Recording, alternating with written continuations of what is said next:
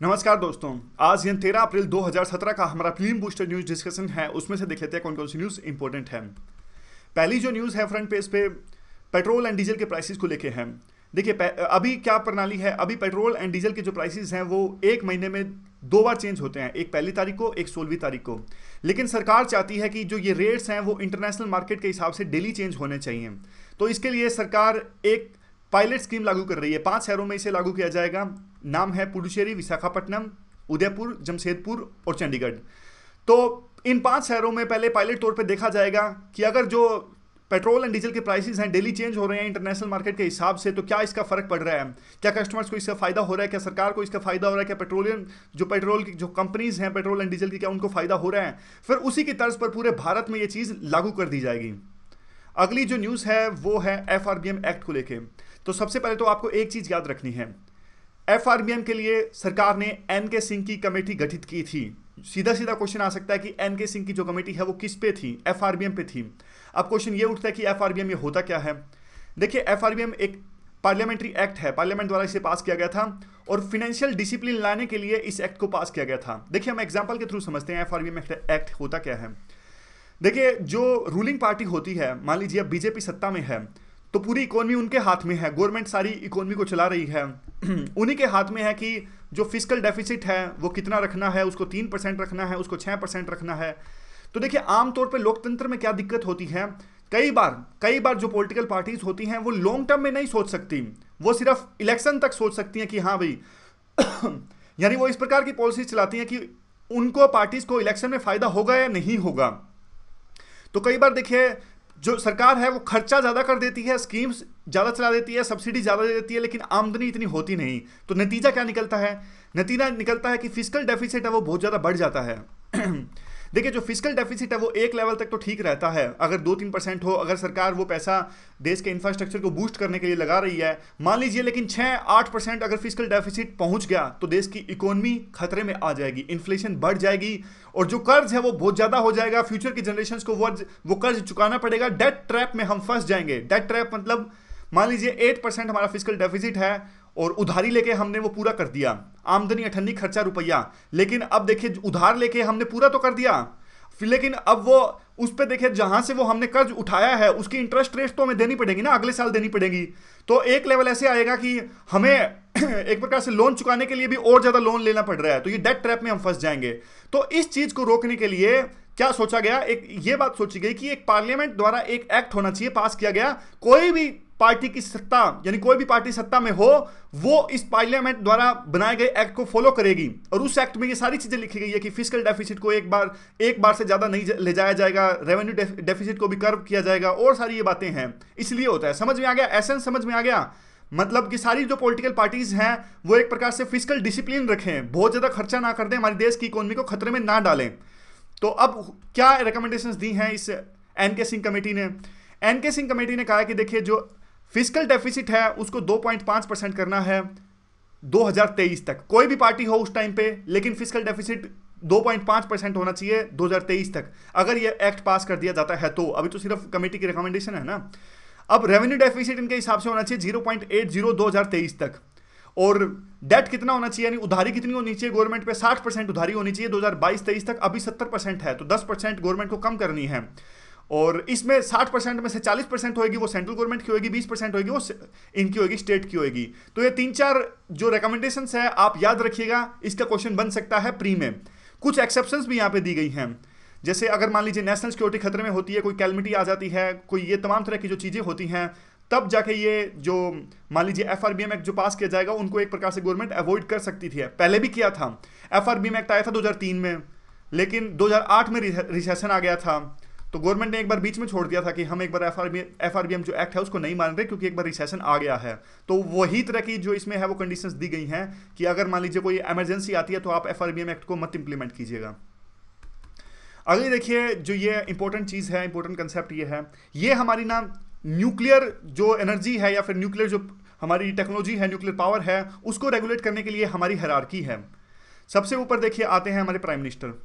Prime minister monitor करते हैं atomic energy commission को, और एटॉमिक एनर्जी कमीशन है ये दोनों चीज़ों को मॉनिटर करते हैं department of atomic energy and atomic energy regulatory board, और बाद में डिपार्टमेंट ऑफ एटॉमिक एनर्जी, इसके अंदर में सारी चीज़ें आती हैं जो न्यूक्लियर पावर से डील करती हैं, एनपीसीआईएल, भावनी और यूएनसीआईएल। इसके बारे में देखेंगे हम अगली स्लाइड में। देखिए बात यूं है कि अब एटॉमिक एनर्जी को एक प्रकार से जो सेफ्टी स्टैंडर्ड्स को रेगुलेट करने के लिए स्पेशल बॉडी है, इसका नाम है एटॉमिक एनर्जी रेगुलेटरी बोर्ड। अब ये आता है एटॉमिक एनर्जी कमीशन के अंतर्गत, और ये आता है डिपार्टमेंट ऑफ एटॉमिक एनर्जी, ये भी आता है एटॉमिक एनर्जी ऑफ कमीशन के अंदर।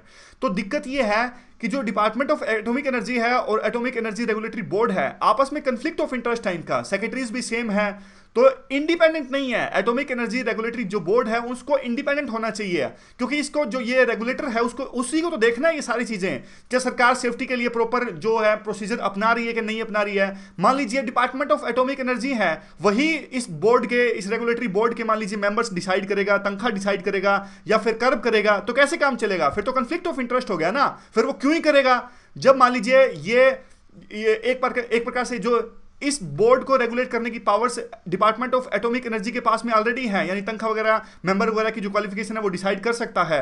तो फिर जो एटॉमिक एनर्जी रेगुलेटरी बोर्ड है वो एक प्रकार से आपको लगता है कि इंडिपेंडेंट रूप से कह सकता है साफ साफ कि डिपार्टमेंट ऑफ एटॉमिक एनर्जी ठीक से काम नहीं कर रहा है, तो इसलिए यह है इंडिपेंडेंस नहीं है अभी एटॉमिक एनर्जी रेगुलेटरी बोर्ड की। तो इसके लिए सरकार एक नया बिल, पहले भी देखिए 2011 में इस तरह का बिल लेके आई थी सरकार, लेकिन वो लोकसभा उस टाइम पे 2014 में लैप्स हो गई थी। बाद में सरकार ने कोशिश की थी कि इसे एक प्रकार से एग्जीक्यूटिव ऑर्डर से पास कर दिया जाए, यानी सरकार के ऑर्डर से पास कर दिया जाए और न्यूक्लियर सेफ्टी रेगुलेटरी अथॉरिटी का निर्माण कर दिया जाए इसकी जगह, इसको काट के। और ये जो बॉडी होगी वो इंडिपेंडेंट होगी, यानी उसका कंफ्लिक्ट ऑफ इंटरेस्ट नहीं होगा डिपार्टमेंट ऑफ एटॉमिक एनर्जी को, और इसको रेगुलेट कर पाने में वो सक्षम होगी। तो अब देखिए, लेकिन ये बात बनी नहीं थी। IEA जो हमारी इंटरनेशनल एनर्जी एटॉमिक एजेंसी है, उन्होंने कहा था कि देखिए ऐसे काम नहीं चलेगा, आपको पार्लियामेंट से एक्ट बनाना होगा। तो अब सरकार दोबारा से एक पार्लियामेंट में एक्ट लेके आएगी और इंडिपेंडेंट रूप से न्यूक्लियर सेफ्टी रेगुलेटरी अथॉरिटी का निर्माण करेगी। अब क्वेश्चन इस पे भी आ सकता है कि देखिए अभी, क्योंकि अभी तक तो कानून पास नहीं हुआ है ना, तो क्वेश्चन आ सकता है कि एटॉमिक एनर्जी रेगुलेटरी बोर्ड है क्या। तो इसको देखिए 1983 में गवर्नमेंट द्वारा गठित किया गया था, और एक रेगुलेटरी है, सेफ्टी नॉर्म्स देखता है हमारी एटॉमिक एनर्जी से रिलेटेड, और बनाया गया था एटॉमिक एनर्जी एक्ट 1962 के अंतर्गत। तो याद रखिएगा, इंपॉर्टेंट है ये। एक देखिए PIB में ये इस न्यूज़ का जिक्र है, target plus scheme. Target plus scheme कब चलाई गई थी? सबसे पहले तो ये देखिए, इसको चलाया गया था जो हमारी फॉरेन ट्रेड पॉलिसी आई थी 2004 से लेकर 9 के बीच में, उसके बीच में इसे चलाया गया था टारगेट प्लस स्कीम को। तो आपसे पूछे कि आखिरकार टारगेट प्लस स्कीम होती क्या है? देखिए, एक्सपोर्ट बढ़ाने के लिए स्कीम आई थी, एक्सपोर्ट को इन्हेंस करने के लिए। क्या था इस स्कीम में? मान लीजिए कोई मैन्युफैक्चरिंग यूनिट या फिर कोई एक्सपोर्टर, अगर वो अपने एक्सपोर्ट में ग्रोथ रेट दिखाता है, मान लीजिए पहले उसका जो एक्सपोर्ट वो कर रहा था 100 यूनिट, अगले साल वो एक्सपोर्ट करता है 120 यूनिट या फिर 125 यूनिट या फिर 200 यूनिट, मान लीजिए जितना वो ग्रोथ रेट दिखाएगा अपने एक्सपोर्ट में, उतना ही उसके कोरस्पॉन्डिंग क्रेडिट मिलेगा, क्रेडिट यूज कर सकता है, उतना उसको फायदा होगा, जो मिनिस्ट्री देगी। कौन सी मिनिस्ट्री देगी? वैसे लिखा तो नहीं हुआ है इस न्यूज़ में, लेकिन कॉमर्स मिनिस्ट्री ही देगी, क्योंकि सारी जो चीज़ें हैं, जो फॉरेन ट्रेड पॉलिसी है, उन सबसे कॉमर्स मिनिस्ट्री ही डील करती है। समझ गए? तो बस ये पूछेगी यूपीएससी, मिनिस्ट्री कौन सी है और करती क्या है, टारगेट प्लस स्कीम करता क्या है? तो एक्सपोर्ट को बढ़ावा देता है और रियायत देता है ड्यूटी में अगर कोई अपने एक्सपोर्ट में ग्रोथ रेट दिखाता है तो। वैसे किस लिए न्यूज़ में था वो इंपॉर्टेंट नहीं है। देखिए, इसलिए न्यूज़ में था क्योंकि ये 2004 से 9 के बीच के लिए, यानी इस ट्रेड पॉलिसी में आया था। तो इससे पहले के जो एक्सपोर्ट होता था वो भी एक्सपोर्टर सुप्रीम कोर्ट में चले गए और उन्होंने कहा कि देखिए रिट्रोस्पेक्टिव से ये जो है वो लागू होनी चाहिए। तो सुप्रीम कोर्ट ने अब कहा कि रिट्रोस्पेक्टिव भी फायदा मिले उन एक्सपोर्टर्स को जिन्होंने ग्रोथ रेट दिखाई है। तो इस तरह की बात को लेकर सुप्रीम कोर्ट में गए थे। ज़्यादा इंपॉर्टेंट बात इंपॉर्टेंट नहीं है, स्कीम इंपॉर्टेंट है। आगे देखिए, कई बार ना यूपीएससी इस तरह से क्वेश्चन पूछ लेती है। देखिए, यूपीएससी यूँ दे देगी, 4 ऑप्शंस दे देगी कि ये 4 ऑप्शंस दे देगी, मान लीजिए 1 2 3 4, और बताइए, आप बताइए कि इनमें से कौन से ऐसे ऑप्शंस हैं और इनमें से कौन से ऐसी स्कीम्स हैं या फिर जो योजना है सरकार ने बनाई है रूरल और बैकग्राउंड रीजन्स में डेवलपमेंट या फिर इंडस्ट्री इस्टेब्लिश करने के लिए। कई बार इस तरह के क्वेश्चन आ सकते हैं। तो बस आप ये याद रखिएगा, आज PIB में ये सारी स्कीम्स एक जगह दी हुई थी। तो बैकवर्ड रीजन्स में इंडस्ट्री इस्टेब्लिश के प्रमोशन को लेकर सरकार ने 4 स्कीम्स चलाई हुई हैं। North East industrial and investment promotion policy, special package scheme for Himachal Pradesh and Uttarakhand, special package scheme for Jammu and Kashmir, freight subsidy schemes, यानी जो भी ट्रांसपोर्ट होता है वहां पे सब्सिडी मिलती है नॉर्थ ईस्ट के अंदर में। तो ये चारों याद रखिएगा, ठीक है। डायरेक्टली क्वेश्चन आते हैं PIB से, बिल्कुल। अगली जो ये बॉडी था ये PIB में ही थी, NBCC, इसका पुराना नाम था national building construction corporation limited. जहां भी लिमिटेड आ जाए ना, समझ लीजिए कंपनी है। देखिए कई बार ना क्वेश्चन ना कॉमन सेंस से सोल्व हो जाते हैं। कॉमन सेंस से कैसे सोल्व हो जाते हैं पता है? 2015 में क्वेश्चन आया था, कुछ ऐसी बॉडी थी REDA। अच्छा, उस टाइम पे मैंने क्या देखा था, मैं अपना एक्सपीरियंस आपको बताता हूँ। पता नहीं था इस बॉडी के बारे में, ज़्यादा सुना नहीं था पहले, अब तो काफ़ी बार सुन लिया क्योंकि क्वेश्चन आ चुका था। तो ऑप्शन में ऐसा कुछ दिया था, वेदर इट इज़ कंपनी, ऐसा कुछ दिया था, मतलब पूरा तो मेरे को याद नहीं आ रहा, ऐसा कुछ था कंपनी, और लास्ट में पूरा नाम दिया हुआ था तो लिमिटेड था उसमें, और ऑप्शन में ये था वेदर इट इज़ कंपनी। तो कॉमन सेंस से सोल्व हो जाती हैं चीज़ें। अगर हमें पता हो कि लिमिटेड जैसी चीज़ें ज़्यादातर जनरली कंपनी ही होती हैं तो पहला ऑप्शन तो ठीक हो गया, दूसरा ऑप्शन कुछ और भी था। तो इस तरह से कॉमन सेंस का इस्तेमाल कर करके ना प्रीलिम में काफ़ी फायदा होता है। हमें ना धीरे धीरे ये आर्ट डेवलप करनी होगी कि मान लीजिए अगर आपको ऑप्शंस आते नहीं है, नॉलेज कम है, फिर भी कॉमन सेंस इधर उधर की जो नॉलेज इकट्ठी कर रखी है इतनी ज़्यादा, कुछ तिकड़मबाजी लगा के कम से कम क्वेश्चन सोल्व हो जाए। और करती क्या है, देखिए ये नवरत्ना है, 3 होते हैं ना हमारे, महारत्ना, नवरत्ना, मिनी रत्ना, तो नवरत्ना में आती है ये भी कल परसों डिस्कस कर लेंगे तीनों क्या होते हैं। तो ये रियल एस्टेट की डेवलपमेंट से इंगेज करते हैं, कंस्ट्रक्शन बिजनेस, इन सब चीज़ों से डील करती है ये जो बॉडी है। हेडक्वार्टर न्यू दिल्ली में है, बस ये इंपॉर्टेंट नहीं है। अगली जो देखिए जो बॉडी है, टेरी का नाम आपने कई बार सुना होगा, शंकर की बुक में पढ़ा होगा टेरी का नाम, या फिर सुना भी होगा, न्यूज़पेपर में काफ़ी आता है। तो टेरी देखिए एक नॉन प्रॉफिट रिसर्च एजेंसी है, इंस्टीट्यूशन है ये काइंड ऑफ गवर्नमेंट की कोई एजेंसी नहीं है, ये नॉन प्रॉफिट रिसर्च इंस्टीट्यूशन है। और इसे 1974 में इस्टाब्लिश किया था टाटा एनर्जी रिसर्च इंस्टीट्यूट ने। तो कई बार इस पे क्वेश्चन आ जाए तो गलतफहमी हो जाएगी हमें, क्या ये गवर्नमेंट का इंस्टीट्यूशन है? तो गवर्नमेंट का नहीं है ये नॉन प्रॉफिट रिसर्च इंस्टीट्यूशन है जो कि टाटा ने इस्टाब्लिश किया था 1974 में, और बाद में इसका नाम बदल दिया गया। फोकस क्या है, एनर्जी से रिलेटेड ग्लोबल सॉल्यूशंस देता है। तो बस यही सिंपल सी चीज़ है। देखिए इसमें भी अगर आपको कोई फंसाने की कोशिश करे तो ये, अगर इस तरह कोई क्वेश्चन आ जाए कि ये मान लीजिए ये रिसर्च करता है या फिर कुछ और चीज़ें प्रोवाइड करता है, तो नॉर्मल सा क्वेश्चन ऑप्शन देख के पता लग जाएगा, क्योंकि ये रिसर्च इंस्टीट्यूशन है तो काम सब यही तो होंगे। एक तरह से हेल्प प्रोवाइड करेगा, एनर्जी को एक प्रकार से और सस्ता बनाने में रिसर्च करेगा, तो कॉमन सेंस है ना, रिसर्च इंस्टीट्यूशन है तो आसान सी चीज़ें करेगा ये। क्योंकि देखिए सारी चीज़ें हम याद नहीं कर सकते, एक लेवल से ज़्यादा याद नहीं कर सकते, तो कॉमन सेंस तो इस्तेमाल करनी ही होगी। यूरेनियम कॉर्पोरेशन ऑफ इंडिया, ये जो है वो हमने अब ऊपर डिस्कस किया था, जो हायरार्की थी, ये आता है हमारा डिपार्टमेंट ऑफ एटॉमिक एनर्जी के अंतर्गत ये आता है। ये भी एक प्रकार से PSU है, और 1967 में इसे बनाया गया था। और ये वो सब चीज़ें देखता है, यूरेनियम की माइनिंग और कहाँ कहाँ होती है। देखिए ये कई बार ये भी पूछ लेते हैं कि हमारी जो यूरेनियम की माइनिंग है हमारे इंडिया में कहाँ कहाँ होती है। तो ये होती है जादूगोड़ा, एक सेकंड मैप में देख लेते हैं, आसानी से समझ में आ जाएगा। यहाँ पे देखिए, यहाँ पे होती है ये सारे नाम है, जादूगोड़ा, भाटिन, नवाघा, पैर, और यहाँ पे है बंदूर, हुरंग। थोड़े नाम डिफिकल्ट हैं, देख लीजिए आप PDF डाउनलोड करके ये सारे नाम देख लीजिएगा, क्योंकि इंपॉर्टेंट है ये यूरेनियम और जो 3-4 चीज़ें हैं वो तो काफ़ी इंपॉर्टेंट है, उनके रिसोर्सेज UPSC पूछ लेती है। तो अब अगली जो हमारी बॉडी है ये है CERT इन। CERT का मतलब क्या है, कंप्यूटर इमरजेंसी रिस्पॉन्स टीम। और देखिए ये नोडल गवर्नमेंट एजेंसी है, अगर किसी भी तरह का साइबर अटैक होता है हमारे देश के अंदर में तो उसको हैंडल करने के लिए ये नोडल एजेंसी है, कंप्यूटर इमरजेंसी रिस्पॉन्स टीम। और ये कौन सी मिनिस्ट्री के अंडर आती है, ये आती है कम्युनिकेशन एंड इंफॉर्मेशन टेक्नोलॉजी के अंडर में। तो बस यही है मेन, इसका मकसद यही है कि सॉफ्टवेयर इंफ्रास्ट्रक्चर ऐसा तैयार करना, हैकिंग या फिर दूसरी तरह की जो एक्टिविटीज़ होती है उनको रोकना। आगे तेजस्विनी प्रोजेक्ट क्या है? तेजस्विनी प्रोजेक्ट है, ये वर्ल्ड बैंक के द्वारा चलाया गया है। कहाँ चलाया गया है? झारखंड में चलाया गया है। इसको करता क्या है ये प्रोजेक्ट? सोशो इकोनॉमिकली इंपावरमेंट करता है एडोलसेंट गर्ल्स की और यंग वुमेन की। तो याद रखिएगा क्या करता है तेजस्विनी प्रोजेक्ट। तो जो एडोलसेंट गर्ल्स होती हैं या फिर यंग वुमेन होती है उनका सोशो इकोनॉमिक इंपावरमेंट करता है। कैसे करता है? उनको स्किल्स प्रोवाइड करना या फिर ट्रेनिंग प्रोवाइड करना, लाइफ स्किल्स प्रोवाइड करना, ताकि वो अपने आप में स्किल्ड हो सकें और रोजगार उनको मिल सके। बाकी भी और दूसरी तरह की स्किल्स जैसे कि resilience and soft skills. Soft skills में कौन सी स्किल आती है? जैसे कि इंग्लिश सीखना और एटिकेट्स, ये सब चीज़ें होती हैं सॉफ्ट स्किल्स में आती हैं। टेक्निकल स्किल्स में तो आपको पता ही होगा, टेक्नोलॉजी से रिलेटेड जो डिप्लोमा BTech वगैरह होते हैं। Rights and protections, health and nutrition, finance and literacy, ये सारी स्किल्स प्रोवाइड करेगा तेजस्विनी प्रोजेक्ट। तो याद रखिएगा गवर्नमेंट द्वारा नहीं चलाया गया है, कंफ्यूज मत कीजिएगा, वर्ल्ड बैंक द्वारा फाइनेंस किया जा रहा है। वैसे उल्टा भी हो सकता है, कई बार क्या होता है, जहाँ से आर्टिकल देखा मैंने वहाँ पे पूरी इन्फॉर्मेशन नहीं है। कई बार ऐसा हो सकता है कि फिनेंस वर्ल्ड बैंक कर रहा हो लेकिन चला जो है वो गवर्नमेंट रही हो। तो ये तो हम चेक कर लेंगे कि वेदर इनको कोई NGO इम्प्लीमेंट कर रहा है या फिर गवर्नमेंट इम्प्लीमेंट कर रहा है। आगे है देखिए पढ़ो प्रदेश। पढ़ो प्रदेश जो है मिनिस्ट्री ऑफ माइनॉरिटी अफेयर द्वारा चलाई गई है, स्कीम है।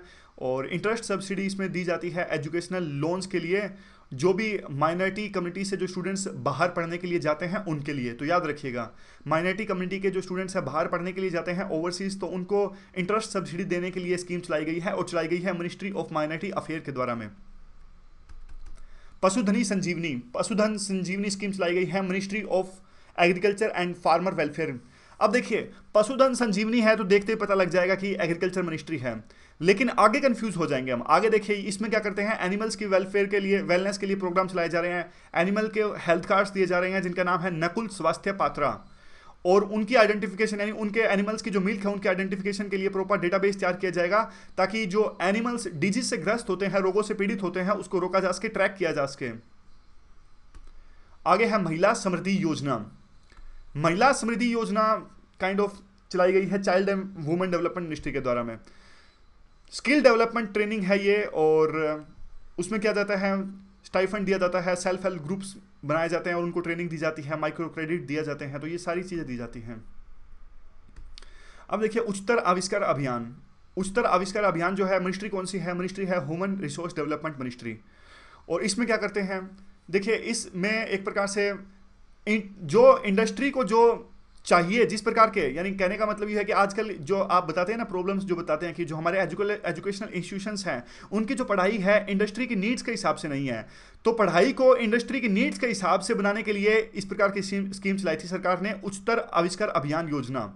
तो यही है, देखिए एजुकेशनल इंस्टीट्यूशंस को इंडस्ट्री स्पेसिफिक नीड्स के हिसाब से ढाला जाए और हमारी इंडियन इंडस्ट्रीज को कॉम्पिटिटिव बनाया जाए ग्लोबल मार्केट के अंदर में। इसलिए सभी आईआईटीज हैं उनको एंकरेज किया जा रहा है कि आप इंडस्ट्रीज से मिलकर काम कीजिए।